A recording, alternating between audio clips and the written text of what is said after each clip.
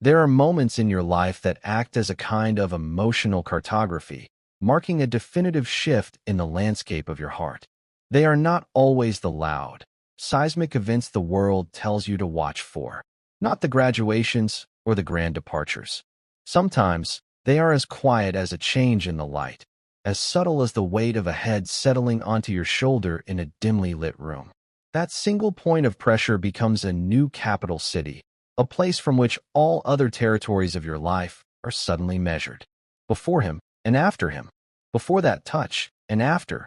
Everything I thought I knew about the architecture of my own life, about the rooms I was allowed to occupy, and the doors that were permanently locked, was rearranged by that one, simple, sleeping wait.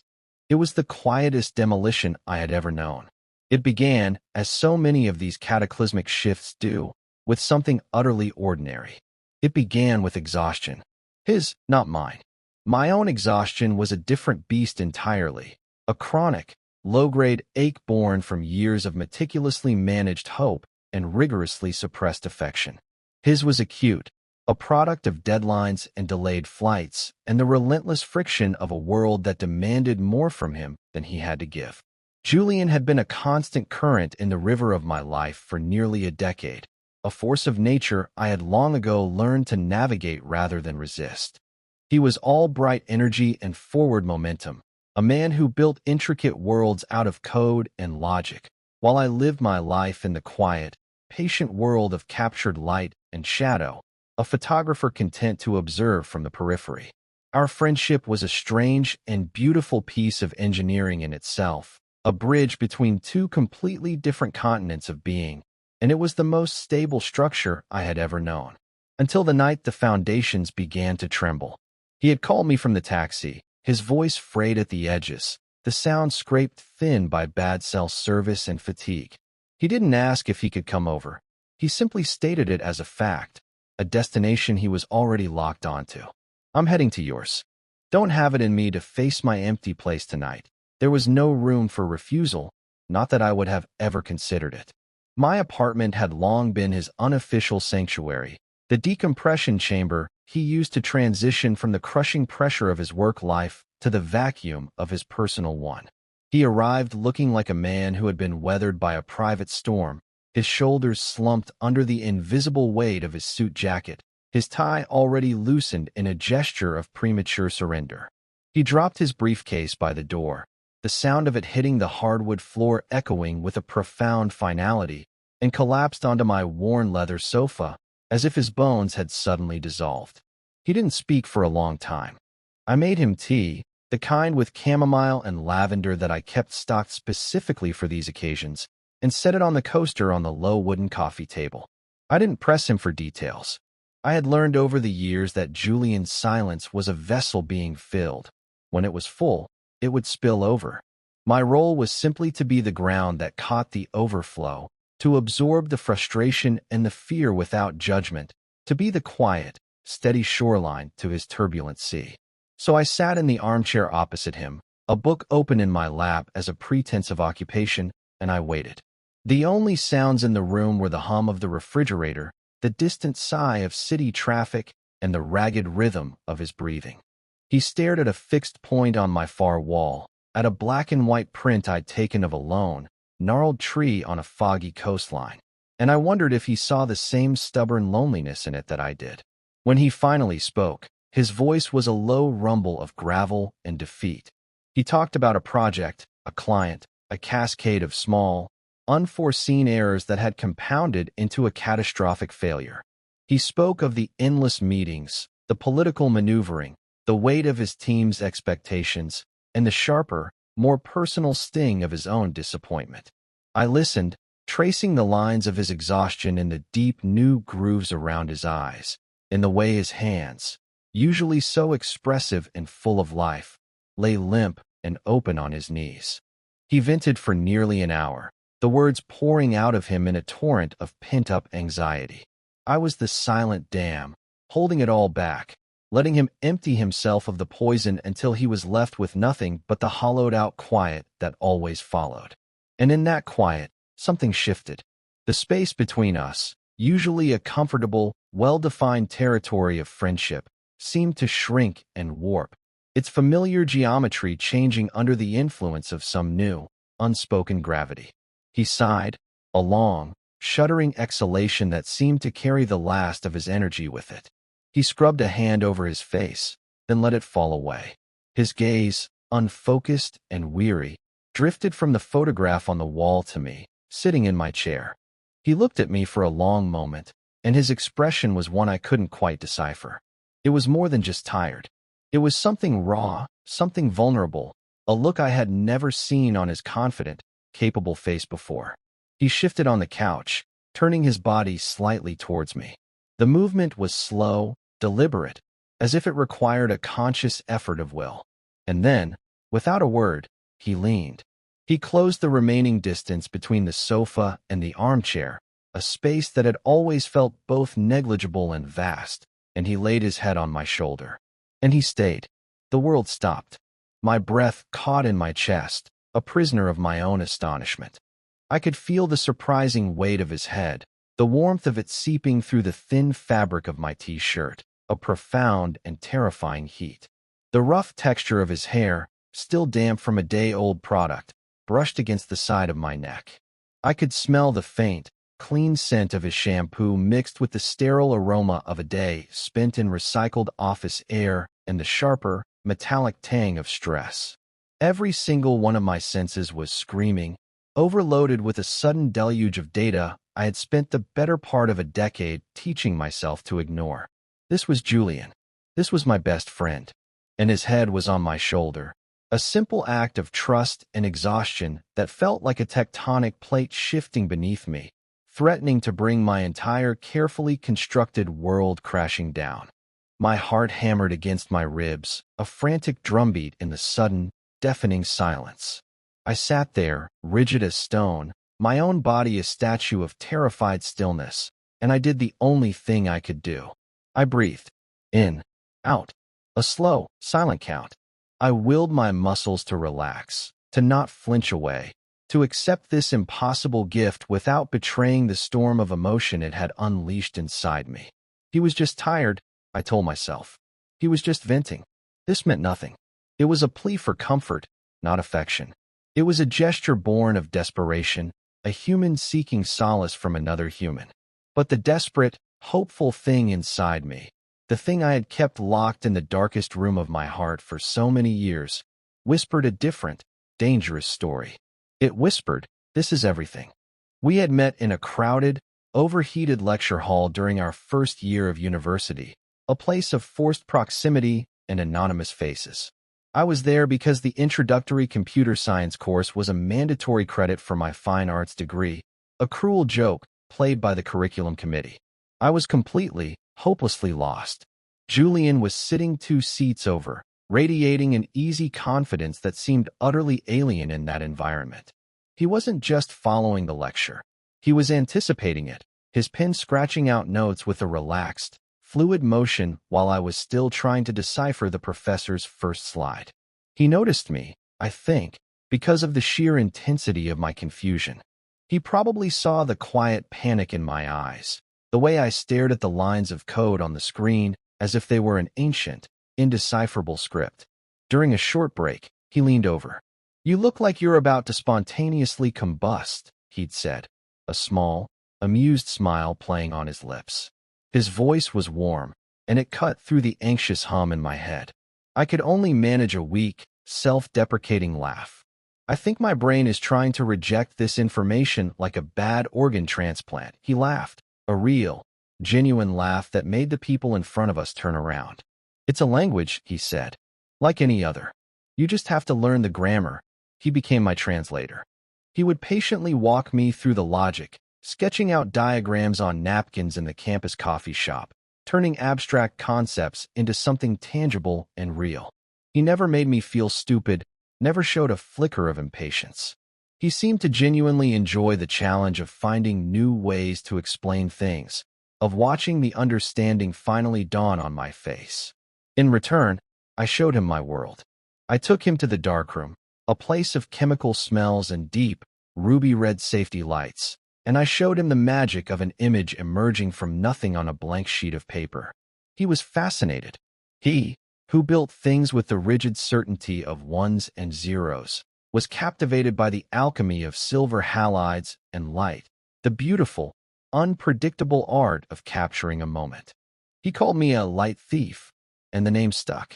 Our friendship was forged in that exchange, a trade of languages and worlds.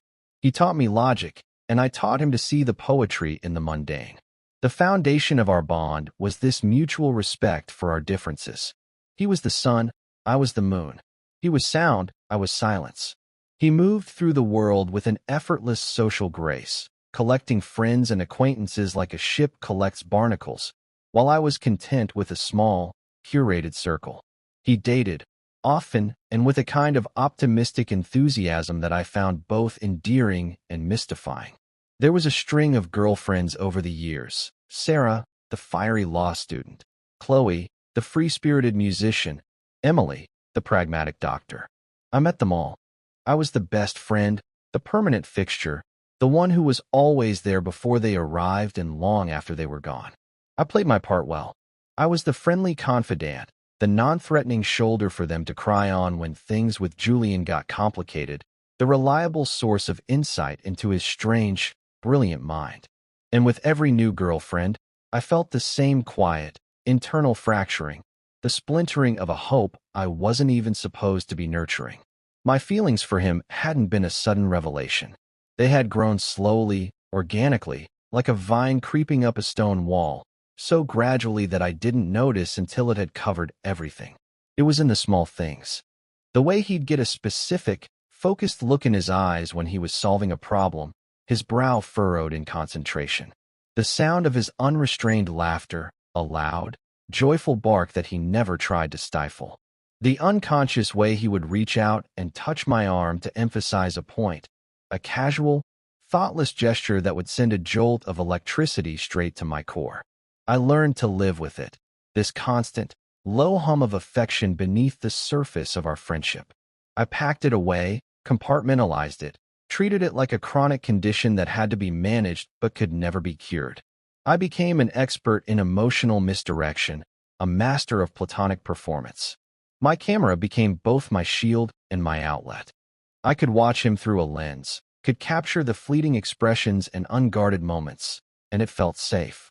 It was a way of holding him without ever having to touch him, a way of possessing a version of him that was mine alone, rendered in silver and light. The friendship was too precious, the structure too vital to my own stability. I would never risk its demolition for the sake of a love I was certain was unrequited. The potential loss was unthinkable, a crater too vast to even contemplate. So I built my walls high and strong, and I learned to live peacefully within my self-imposed exile, just happy to be in his orbit at all. The shift began subtly, a slow change in the atmospheric pressure between us. It wasn't one single event, but a series of them, a season of prolonged stress for Julian that started to erode his usual defenses. The catalyst was a massive project he was leading at his consulting firm. It was his baby, a complex piece of software architecture for a major international bank, and it was meant to be the capstone of his career thus far, the thing that would launch him into a senior partnership. But from the beginning, it was plagued with problems. The client kept changing the specifications, members of his team were poached by competitors, and the timeline was impossibly aggressive. For months, Julian was living in a state of perpetual crisis. He stopped going out. He stopped dating. His life contracted until it consisted only of his office, his empty apartment, and, increasingly, my quiet living room. He started showing up unannounced, often late at night, with the haunted look of a man running from something he couldn't name. He wouldn't even call it venting anymore. He'd just appear at my door, offer a tired, lopsided smile, and ask, "Got any of that weird tea?" He would sink into the sofa, and the silence would stretch, no longer a prelude to a story but the story itself. He was too tired to even articulate his anxieties. He just needed to be in a space where nothing was asked of him, where he didn't have to perform or lead or solve anything. My apartment became his sanctuary in a more profound way than ever before. It wasn't just a place to decompress. It was a place to simply cease, to let the machinery of his mind grind to a halt for a few precious hours. I watched the transformation with a mixture of concern and a selfish, secret thrill. The Julian who came to me now was not the confident, charismatic man the rest of the world saw. This was a stripped-down version, raw and unguarded. He let me see the cracks in his carefully constructed facade, the fear and the doubt that he hid from everyone else. He was trusting me with his vulnerability, and that trust felt more intimate than any physical touch we had ever shared. It was a fragile, precious thing, and I held it with the same care I would use to handle an undeveloped negative, terrified of exposing it to too much light, of doing anything that might damage the delicate image of this new intimacy that was slowly, cautiously developing between us. One evening, he was so exhausted he actually fell asleep mid-sentence. He was describing some infuriating technical glitch, his words slurring together, when his voice just trailed off. His eyes closed, and his head lolled to the side, coming to rest against the high back of the sofa. I sat for a long time, just watching him breathe. The harsh lines of stress on his face softened in sleep, making him look younger, more like the university student I had first met. A stray lock of dark hair had fallen across his forehead, and I felt a nearly overwhelming urge to reach out and brush it away. My hand actually lifted a few inches from the arm of my chair before I caught myself, my fingers curling into a tight fist. It was a dangerous impulse, a transgression against the unspoken rules that had governed our friendship for a decade. I forced myself to look away, focusing on the grain of the wood on my floor, counting the seconds, waiting for the treacherous longing to subside. I eventually got up, retrieved the thick wool blanket from the back of my armchair, and draped it carefully over him, my movements slow and precise, trying not to wake him. He stirred, murmuring something unintelligible, and settled deeper into the cushions. I went to my own bed that night feeling like a thief, having stolen a moment of quiet intimacy that wasn't mine to take. The sleeping on the couch became a regular occurrence. It was easier, he said, than the long subway ride back to his place, only to have to get up a few hours later. I didn't question it. I just made sure the blanket was always accessible. A new domestic rhythm began to establish itself, one that was both comforting and excruciating. I would wake up in the morning to the sound of him moving around the kitchen, the smell of coffee brewing. We would share a quiet breakfast, the conversation sparse and focused on the day ahead, before he would slip out the door back into his own life. My apartment, which had always felt like my solitary fortress, now held the lingering warmth of his presence even after he was gone. His ghost was everywhere, in the indentation his body left on the sofa cushions, in the coffee mug he favored, in the scent of his soap that faintly perfumed my guest towel. The line between my life and his was blurring, the carefully drawn boundary dissolving like ink in water. And I was terrified of what would happen when it disappeared completely. I was living in a state of suspended animation, caught between the joy of his proximity and the constant, gnawing fear that it was all temporary, a byproduct of his crisis that would vanish as soon as the pressure was off. Then came the night of the storm, both literal and metaphorical. A violent thunderstorm was raging outside, the rain lashing against my windows in furious sheets. It was the night his project had finally, spectacularly imploded. The client had pulled the plug. Months of work, of sleepless nights and sacrificed weekends, all for nothing. He was beyond exhausted. He was hollowed out, a walking shell of defeat. He sat on the sofa, not even bothering to take off his damp coat, and stared into space. I had never seen him so utterly broken. The usual venting didn't come. There were no words for a failure this complete. He just sat there, dripping onto my floor, while the thunder rattled the window panes. I finally coaxed him out of his coat and made him a hot drink, lacing it with a shot of whiskey I kept for emergencies. He took the mug in both hands, as if to absorb its warmth, but didn't drink. We sat in the near dark, the only light coming from a single dim lamp in the corner and the periodic, brilliant flashes of lightning that illuminated the room in stark, ghostly tableaus. It was in one of those flashes that I saw the single tear tracing a path through the grime and exhaustion on his cheek. It was a sight so unexpected, so contrary to the Julian I knew, that it felt like a physical blow. The invincible man was weeping, and he was doing it in my living room. And that was when he leaned. It wasn't a decision, it was a collapse. A slow, final surrender. He didn't move from the sofa to my chair this time. He just listed sideways, a ship taking on too much water, and laid his head on my shoulder. The contact was different this time. It wasn't just the weight of a tired body. It was the weight of a broken spirit. It was heavy, leaden, and absolute. He tucked his face into the curve of my neck, and I felt the dampness of his cheek against my skin. A shudder ran through his body, a single, violent tremor of grief, and then he was still. He was just here to vent about life, until he laid his head on my shoulder and stayed. And in the flickering, storm-tossed darkness, I knew, with a terrifying and exhilarating certainty, that the old world had ended, and a new one, fraught with peril and possibility, was just beginning. The ritual had been born. The storm outside eventually passed, leaving behind a city washed clean and unervingly quiet. But the storm inside my apartment, the one contained in the small space between my body and Julian's, had only just settled into a tense, watchful calm. He didn't move for what felt like an eternity. I remained perfectly still, a living piece of furniture, my entire consciousness focused on the points of contact between us, the heavy press of his head, the soft brush of his hair against my jaw, the warmth of his breath on my neck. Each sensation was a brand, searing itself into my memory. This was a moment I knew I would revisit in my mind 1,000 times, analyzing it from every angle, like a photograph I was trying to develop in a darkroom, coaxing its true meaning from the shadows. Was this the end point of his grief, or the beginning of something else?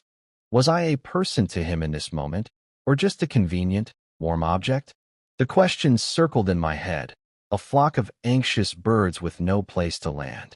Slowly, his breathing deepened, evening out into the slow, steady rhythm of sleep. He had fallen asleep on me. The realization sent a fresh wave of panic and tenderness through me. His body, which had been rigid with tension, relaxed against mine, his weight settling more fully. He was completely vulnerable, completely trusting. The sheer, unadulterated intimacy of it was staggering. This was a line we had never come close to crossing.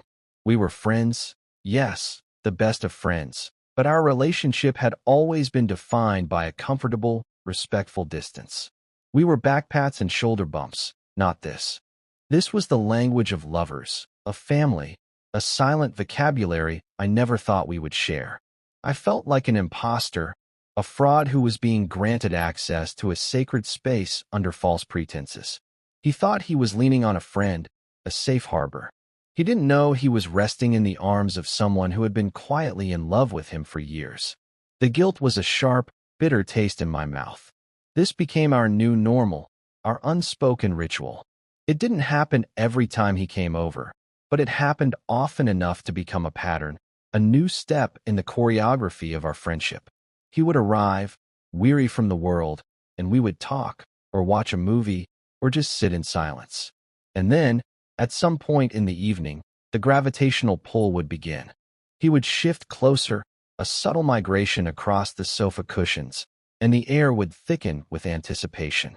I learned to read the signs. The way his shoulders would slump in a particular way, the slight, unfocused glaze that would come over his eyes. And then he would lean, and his head would find its now familiar place on my shoulder. And I would freeze every single time.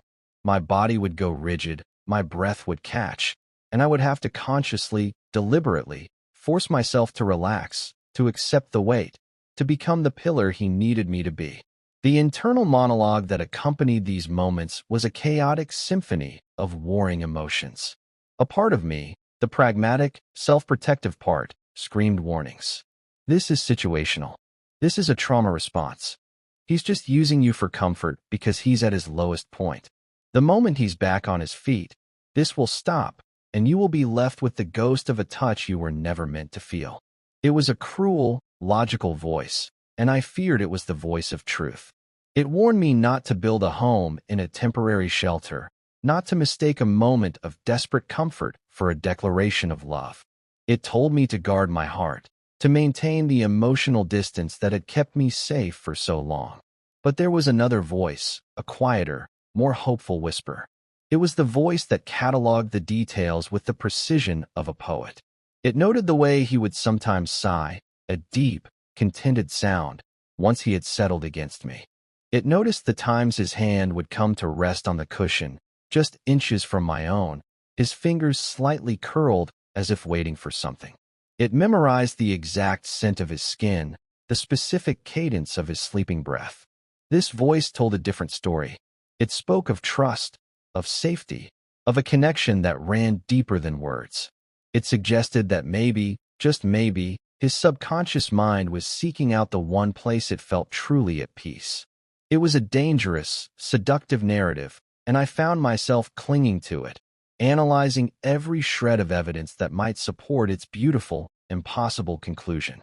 The ritual began to evolve, subtly at first, then more definitively. One night, as we were sitting in our usual configuration, a movie playing unheeded on the screen, he shifted. He didn't lift his head, but he adjusted his position, sliding down slightly on the sofa and turning more fully into me, so that his shoulder was pressed against my chest and his arm was draped loosely across my stomach. The increase in physical contact was electrifying. I could feel the solid warmth of him along the entire length of my side. His hand, which was now resting on my ribs, was a point of searing heat. I was certain he could feel the frantic, rabbit-quick beating of my heart through my shirt. I held my breath, waiting for him to pull back, to realize the new intimacy of the position, but he didn't. He just settled in, letting out another one of those soft, contented sighs, and I felt his body go limp with sleep. I sat in the flickering blue light of the television, my mind reeling. This felt different. This felt less like seeking comfort and more like claiming it. It felt possessive, in a way that was both terrifying and thrilling. My arm, which had been pinned awkwardly between my body and the back of the sofa, was now trapped beneath him. I could have moved it, could have carefully extracted it, but I didn't. Instead, after a long, internal debate, I let it rest where it was. And then, in a moment of what felt like insane bravery, I allowed my hand, which was lying near his shoulder, to relax, my fingers gently uncurling to rest against the fabric of his sweater. It wasn't a caress, not a conscious touch. It was simply an absence of tension, a surrender. But it felt like a monumental step. It felt like I was answering a question he hadn't actually asked. The tension of these evenings was exquisite torture. My life became a series of before and afters, measured by his visits. The days he didn't come over were gray and muted, filled with a low-grade anxiety and the hollow echo of his absence. The days he did come were cast in vibrant, terrifying color. I would spend the hours leading up to his arrival in a state of nervous anticipation, my apartment feeling like a stage waiting for its principal actor. I would clean obsessively, arrange the cushions on the sofa just so, and then chide myself for the transparent hopefulness of my actions. I was a scientist in a laboratory of my own making, repeating the same experiment over and over, hoping for a different result, or perhaps terrified that the result would ever change. I became hyper-aware of the physical space between us even when we weren't touching. I was a cartographer of our proximity, mapping the inches and feet that separated our bodies as we moved around my small apartment. Julian leaning against the kitchen counter while I made coffee. The way our arms would brush as we passed in the narrow hallway. The distance between our chairs at the small dining table. Each measurement was a piece of data, fed into the complex, irrational algorithm of my hope. He seemed completely oblivious to my internal calculations, moving with his usual unself-conscious grace. Or was he?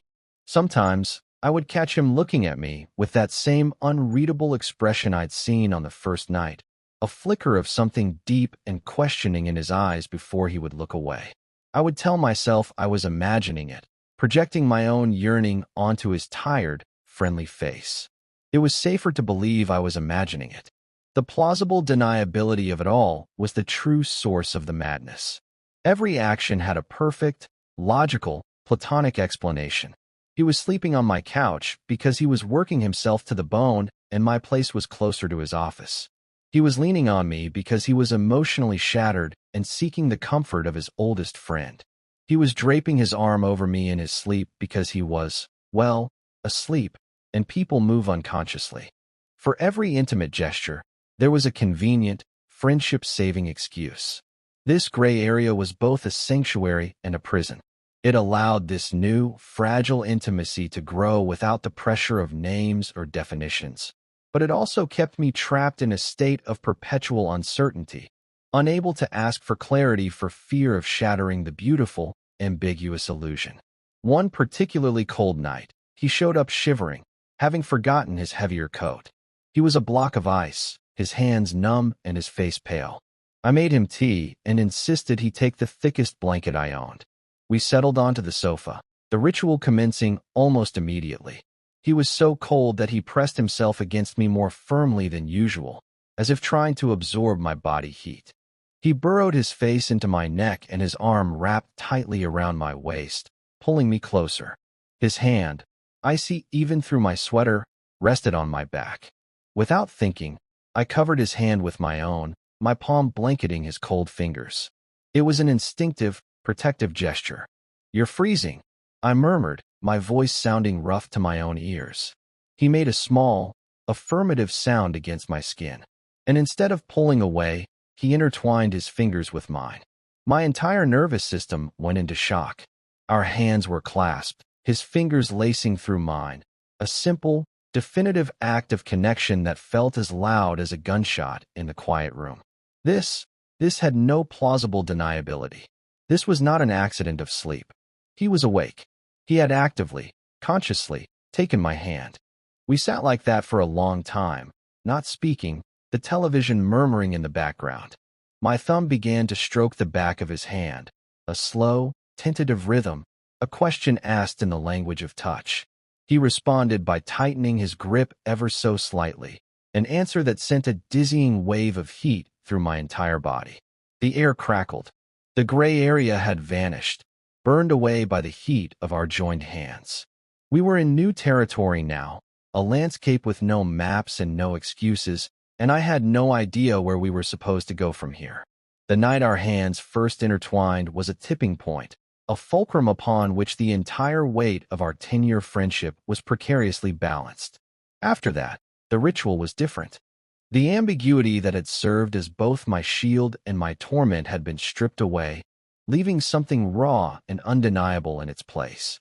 When he came over now, the question of whether he would seek that closeness was no longer a question at all.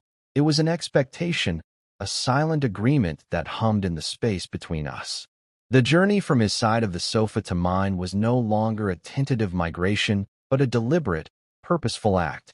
And when his head settled onto my shoulder, my arm would go around him without hesitation, my hand finding his as if drawn by a magnetic force. We had created a new language, a syntax of touch and silence, and we were becoming fluent. But we never spoke of it, not a single word. In the mornings, we would revert to our old, familiar roles. We were Leo and Julian, best friends, sharing coffee and talking about work, about the news, about anything and everything except what had happened on the sofa the night before. It was a bizarre, maddening duality. By night, we were two people existing in a state of profound, undefined intimacy. By day, we were architects of a masterful denial, carefully rebuilding the walls of platonic friendship around ourselves. This willful ignorance was a fragile peace treaty, and I was terrified of being the one to break it. To name what was happening between us felt like it would be a violation, an act of aggression that could shatter the delicate ecosystem we had cultivated. To ask, "What is this?" felt like it would inevitably lead to the answer I dreaded most. "It's nothing. I'm sorry if I gave you the wrong impression." So I stayed silent, and I let the pressure build. The crossing happened on a Tuesday. It was a day like any other, unremarkable in every way. There was no thunderstorm, no major work crisis. Julian had simply texted in the afternoon, "Pizza at yours tonight?" It was casual, easy, a return to an older, simpler version of our friendship. But I knew it was more than that. When he arrived, He seemed lighter than he had in months. He had finally extricated himself from the wreckage of the failed project, and while he was still navigating the professional fallout, a significant weight had been lifted from his shoulders. He was smiling, a real, genuine smile that reached his eyes, and the sight of it made my heart ache with a familiar, bittersweet pang. He looked like the Julian I first knew, the one I had first fallen for. We ate pizza straight from the box, sitting on the floor like we used to in college, and we talked. We laughed. It was easy, comfortable, the rhythm of our friendship reasserting itself. For a few hours, I could almost believe that the ritual on the sofa had been a strange fever dream, a temporary madness brought on by stress. Perhaps this was the end of it. Perhaps now that he was feeling more like himself, he would no longer need the crutch of my physical comfort. A cold knot of dread and disappointment formed in my stomach. I had become addicted to our quiet intimacy, and the thought of its withdrawal was a physical pain. After we'd cleaned up, we migrated to the sofa, falling into our usual spots, a comfortable distance between us. He picked up the remote, flicking through streaming services with a restless energy. The space between us felt like a chasm. I watched his profile in the dim light, the sharp line of his jaw, the way his dark lashes cast shadows on his cheeks. My heart was a leaden weight in my chest. This is it, I thought. This is the end of the line. We're back to being just friends. And while I should have been relieved that our friendship had survived his crisis intact, all I felt was a profound and hollow sense of loss. He finally settled on some mindless action movie, the kind with lots of explosions and very little plot, the perfect wallpaper for a quiet evening. We watched for a while, the silence between us punctuated by the sounds of on-screen chaos. But Julian was restless. He kept shifting, adjusting the cushions, unable to get comfortable. The air was thick with an unspoken tension, but it was a different kind of tension than before. It wasn't the slow, gravitational pull of comfort. It was something sharper, more agitated. Finally, with a frustrated sigh, he turned off the television. The sudden silence was absolute, pressing in on us from all sides. He turned to face me, his body angled fully towards mine. His expression was serious, his eyes searching my face in the darkness. My pulse quickened. This felt like a reckoning.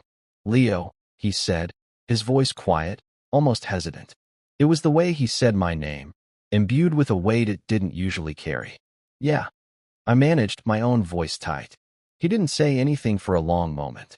He just looked at me, and I felt as though he were trying to read the lines of a language he was only just beginning to understand.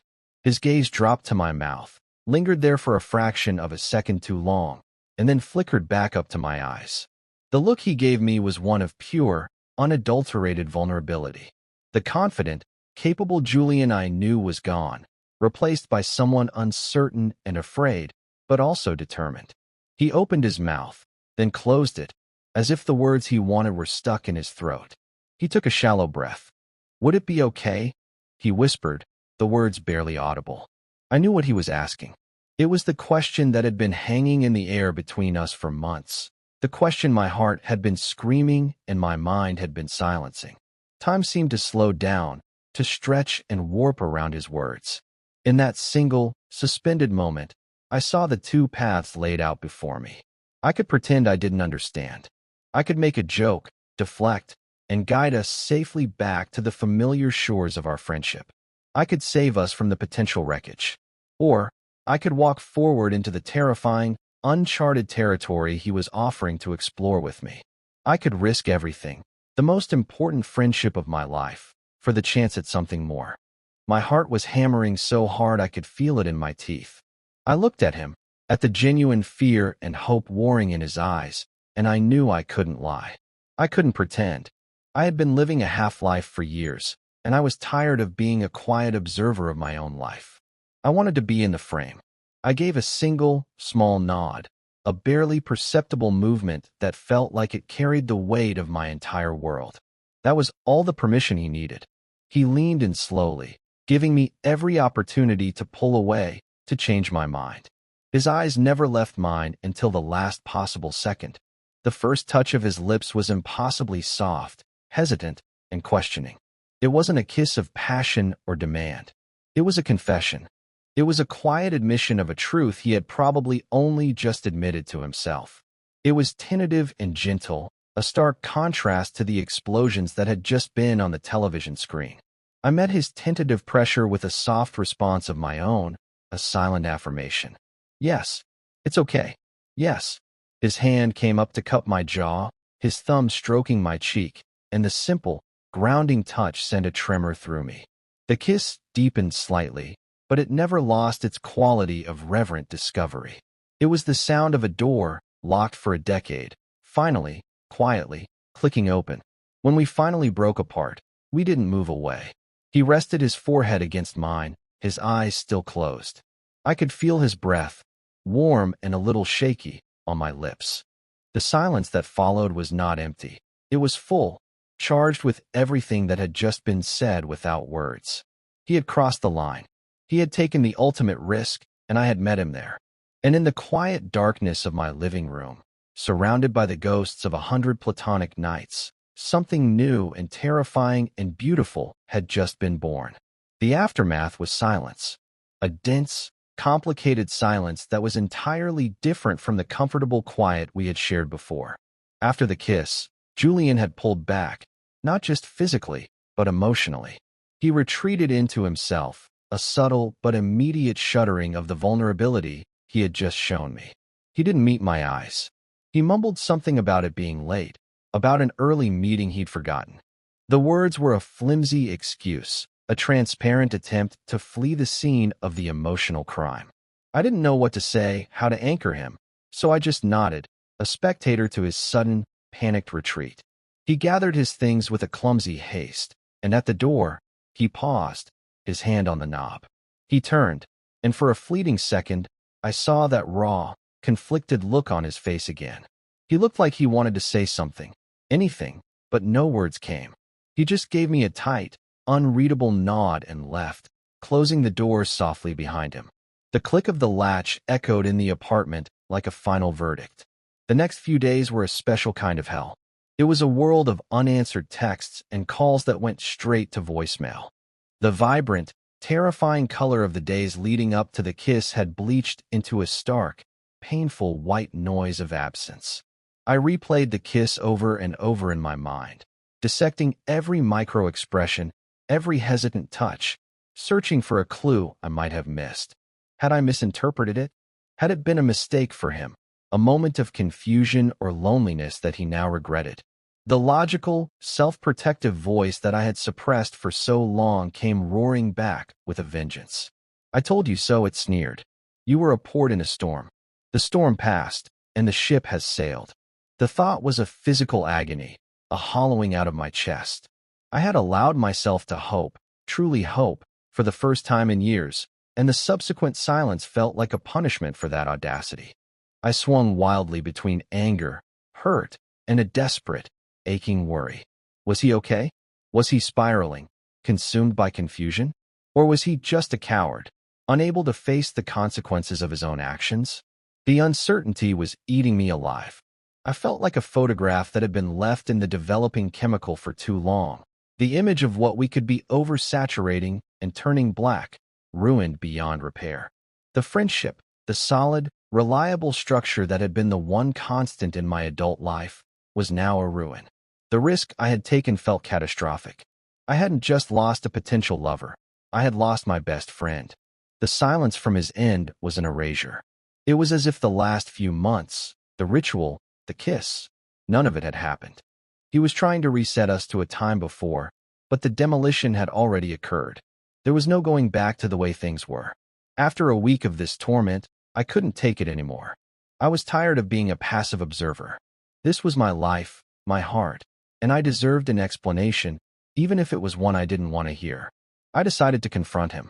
It was a terrifying prospect, but the pain of not knowing was worse than any potential pain the truth could inflict. I went to his apartment building, my stomach churning with a nauseous mixture of dread and resolve. I stood outside his door for a full 5 minutes, my hand hovering over the buzzer, my heart pounding a frantic, irregular rhythm against my ribs. I was about to turn and leave, to retreat back into my own quiet misery, when the door to the apartment across the hall opened, and his neighbor, a woman I vaguely recognized, gave me a curious look. The moment of social pressure was the push I needed. I took a deep breath and pressed the button. I heard movement inside, and after a long pause, the door opened a few inches, stopped by the security chain. He peered out through the crack, and when he saw it was me, his face went pale. He looked awful. He was unshaven, with dark circles under his eyes that spoke of sleepless nights. He looked as haunted as I felt. "Leo," he breathed, his voice rough. "Are you going to let me in, Julian?" I asked, my own voice steadier than I expected.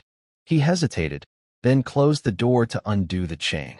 He opened it fully but didn't step back to invite me in. He just stood there, blocking the entrance, a human barrier to the conversation I had come to have. "What are you doing here?" he asked, not unkindly, but with a deep, weary resignation. "I think you know," I said, my patience fraying. "I'm not going to do this in the hallway. Let me in." He finally relented, stepping aside with a sigh of defeat. I walked into his apartment. It was a mess. Takeout containers littered the coffee table, clothes were draped over chairs, and the air was stale. It was the apartment of a man who was hiding from the world. It was the antithesis of the calm, ordered sanctuary my place had been for him. He closed the door but remained standing by it, his arms crossed over his chest in a defensive posture. "Look, Leo, about the other night," he began, the words already sounding like a pre-rehearsed apology. "No." I cut him off, turning to face him fully. "You don't get to start with a summary. You don't get to kiss me like that, after everything, and then just disappear. You owe me more than a vague about the other night." My voice was trembling slightly, but it was filled with a strength I didn't know I possessed. The hurt was fueling me, sharpening my resolve. He flinched, but he didn't look away. "You're right," he said quietly. "You're right. I'm sorry. I've been a mess." "I can see that," I said, gesturing to the state of the room. "What I don't see is why. Talk to me, Julian. For God's sake, just talk to me. What happened?" He finally moved away from the door, pacing the small living room like a caged animal. He ran a hand through his already disheveled hair, the picture of agitation. "I don't know," he said, the words bursting out of him. "That's the problem. I don't know what happened. Or I do, but I don't understand it." He stopped pacing and looked at me, his eyes wide with a desperate, genuine confusion. I've never felt that way about a guy before. Ever. My whole life, it's been women. You know that. You've been there for all of it. And then, this." He gestured vaguely between the two of us. "It started after the project blew up. I was a wreck, and you were just there. You were so calm and so steady, and being at your place was the only time I felt like I could breathe. And that thing on the sofa, it just started happening. I didn't plan it. I just needed to be close to you. It was the only thing that made the noise in my head stop." He was rambling, the words tumbling over each other as he tried to articulate the chaos in his mind.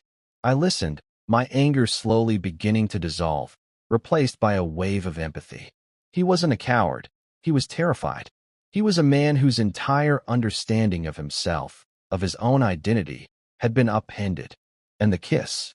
I prompted gently. He stopped and looked at me, his expression pained. That night, everything felt normal again. We were laughing, and I thought, okay, the crisis is over, we're back to normal, but sitting there on the sofa. I didn't want normal. I looked at you, and all I could think about was how I didn't want that distance between us anymore. I didn't want to just be your friend, and that terrified me more than anything. So I acted. It was the stupidest, most impulsive thing I've ever done. Was it a mistake?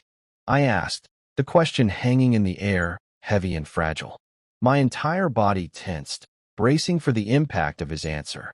He looked me straight in the eye, and for the first time, I saw not confusion, but a devastating clarity. "No," he whispered. "That's what's messing me up so much." It didn't feel like a mistake. It felt right. It felt more right than any kiss I've ever had. And I have no idea what to do with that, Leo. I don't know who I am anymore. The confession hung between us, raw and honest. He had finally admitted it, not just to me, but to himself. The conflict wasn't about me, or about his feelings for me. It was about him. He was afraid of what those feelings meant, of how they would change his life, of how the world, and how he would see himself. He hadn't run from me. He had run from himself. And seeing him there, so lost and so utterly, beautifully honest, I knew that the anger was gone, and all that was left was the deep, abiding love that had been there all along. The silence that followed his confession was different yet again. It was not the comfortable silence of our old friendship, nor the tense, anticipatory silence of the ritual, nor the cold, painful silence of his absence. This was a fragile, crystalline silence, the kind that comes after a storm has broken, when the air is clean and still and full of a quiet, trembling potential. He stood in the middle of his messy living room, looking exposed and exhausted, having laid the full, chaotic contents of his heart at my feet. He had given me the truth, and now the next move was mine. I could see the fear in his eyes, the fear that I would be angry, that I would feel used, that I would reject him for his confusion. I walked towards him slowly, closing the distance he had created between us. I stopped just in front of him, close enough to see the exhaustion etched into the fine lines around his eyes. I reached out, not to touch his face or his hand, but I rested my palm flat against the center of his chest. I could feel the unsteady thump of his heart beneath my hand. "Okay," I said, my voice soft. "Breathe." Julian, his eyes, which had been darting around the room, finally focused on mine. He took a deep, shuddering breath, his shoulders rising and falling beneath my hand. "You don't have to have it all figured out right now," I continued. "You don't have to label it. You don't have to know who you are tomorrow. All you have to know is what you just said. That it felt right." A wave of relief washed over his face, so palpable it was like watching a clenched muscle finally release. He had expected a fight, an ultimatum, a demand for answers he didn't have. He had not expected simple acceptance.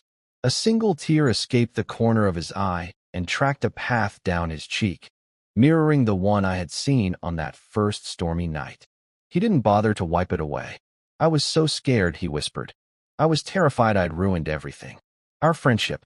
It's the most important thing in my life, Leo.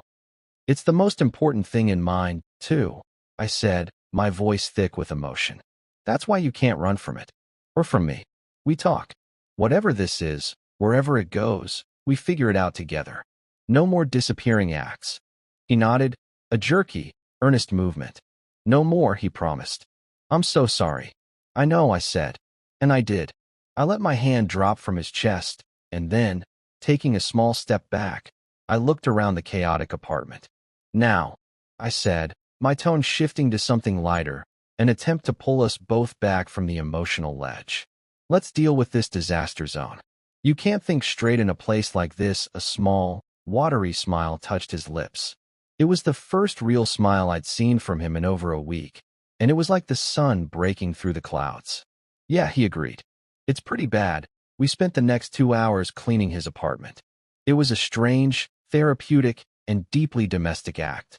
We threw away old takeout boxes, gathered laundry, and washed dishes. We didn't talk about what had just happened. We didn't need to. The conversation had cleared the air, and now we were just two people, two friends, working together to bring order back to a small corner of the world. It was a physical manifestation of what we had just agreed to do emotionally, to clean up the mess, together.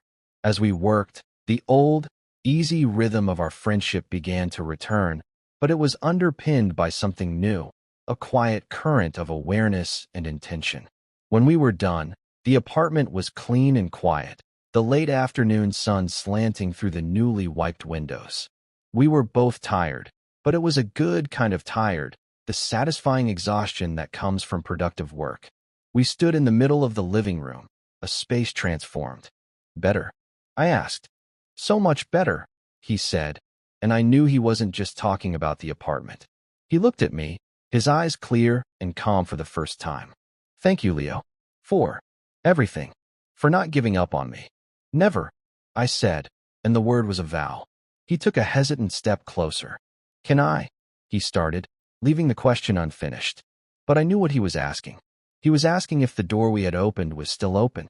He was asking for permission to be close again, but this time with honesty, without the shroud of ambiguity. I answered him not with a nod, but by closing the small remaining distance between us and wrapping my arms around him. He melted into the hug, his own arms coming around my back to hold me tightly. He buried his face in my shoulder, in that familiar place, but this time it was different. It wasn't the desperate act of a drowning man clinging to a raft. It was the quiet, mutual embrace of two people who had found their way back to a shared shore. We stood there for a long time, just holding each other, breathing in unison. There were no more questions. There was only the solid, reassuring warmth of this new, honest beginning. The days that followed were a process of gentle rediscovery. We were navigating the transition from a friendship defined by unspoken rules and hidden feelings to a relationship built on the fragile, new foundation of honesty. There were no grand romantic gestures, no dramatic declarations. Instead, our new reality was built in the small, quiet moments. It was in the way he would now reach for my hand without hesitation when we sat on the sofa, his fingers lacing through mine with a comfortable certainty. It was in the way our morning coffee routine now included a soft kiss, a simple, grounding touch that said everything that words didn't need to. The ritual of the sofa continued, but it was transformed. His head on my shoulder was no longer a plea for comfort born of desperation. It was a choice, a deliberate act of affection and belonging. And my arm around him was no longer a gesture of hesitant, hopeful support. It was a statement of fact. You belong here. He still didn't have all the answers about himself, and I learned not to push for them. I saw his journey not as a problem to be solved, but as a process to be witnessed. My role was not to define him, but to give him the safe space to define himself at his own pace. I had been the quiet observer for so long that patience had become my native language. I continued to watch him, but no longer through the detached safety of a camera lens. I watched him with an open, vulnerable heart, and I saw him slowly, cautiously, begin to accept this new version of himself, this man who could love another man. I saw the fear in his eyes gradually being replaced by a quiet confidence, a peaceful acceptance. He was discovering a room in his own house he never knew existed, and he was finding that he liked the view. Our intimacy became a tapestry woven from both the old and the new. We still talked for hours about everything and nothing, the way we always had, but now those conversations were punctuated by a new physical language. A casual touch on the small of his back as I passed him in the kitchen. The way he would lean his head back against my legs as he sat on the floor while I was on the sofa, reading. We were learning to be with each other in this new way, and the process was tender and sometimes a little clumsy, but always, always gentle. The fear of ruining our friendship, which had haunted me for so long, had vanished. I realized that what we were building was not a replacement for our friendship, but an extension of it, its truest and most complete expression. The foundation had not been demolished after all. We had simply built a new, more beautiful structure upon it. One Saturday morning, I woke up in my own bed to find him there beside me. He hadn't just crashed on the couch. At some point in the night, we had made the silent, mutual decision to migrate to the bedroom. He was still asleep, his face relaxed and peaceful in the soft morning light filtering through the blinds. His arm was thrown possessively over my waist, and his leg was tangled with mine. I lay there for a long time, not moving, just memorizing the reality of it. The weight of his arm, the warmth of his body, the sound of his soft, even breathing. This was the image I had held in the darkroom of my heart for a decade, a secret, impossible dream. And now it was real. It was tangible. I could reach out and touch it. And so I did.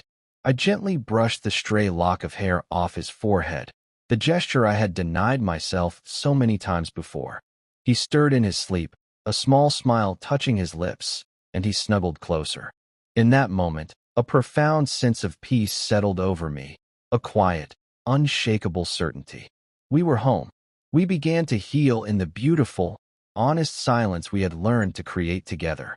The wounds of my long-held loneliness and his frantic, soul-crushing stress were mended not by grand pronouncements, but by the steady, patient application of quiet care.